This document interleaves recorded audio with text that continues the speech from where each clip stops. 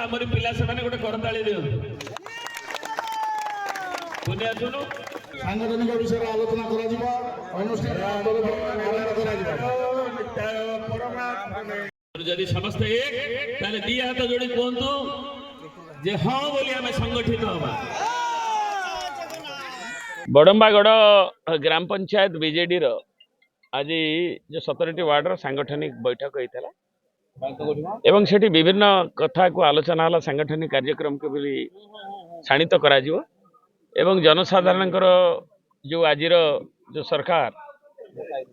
लोक तुलना कर देखुं जो बड़मागढ़ रे विकास जो कार्यक्रम होता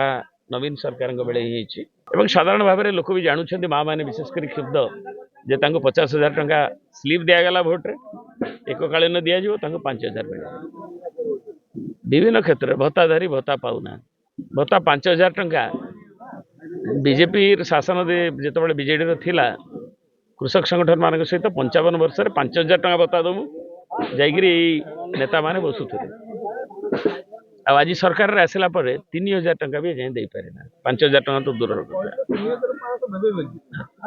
ते 5,000 कहूले दाबी करुले 3,000 प्रतिश्रुति देते 100 दिन ने देवे पर बाकी परवर्ती देवे तेणु भत्ता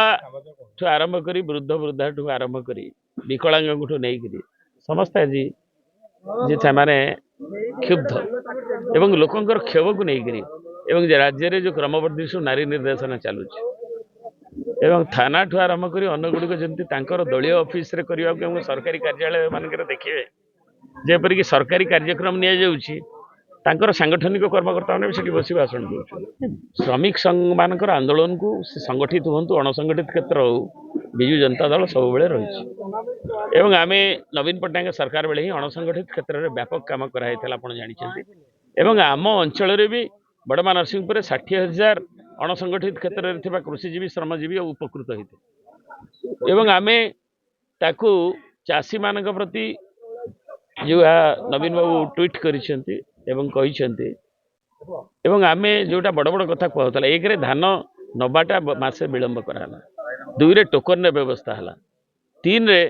जो मैंने दौरान घोषणा करते 24 घंटार पेमेंट हम 15 दिन जाए लोक अपेक्षा कर रोचे पेमेंट एवं आम नबाटा जिते डिले करेंगे एपरिक बर्तमान संध्यान है इनपुट सब्सिडी जो कहते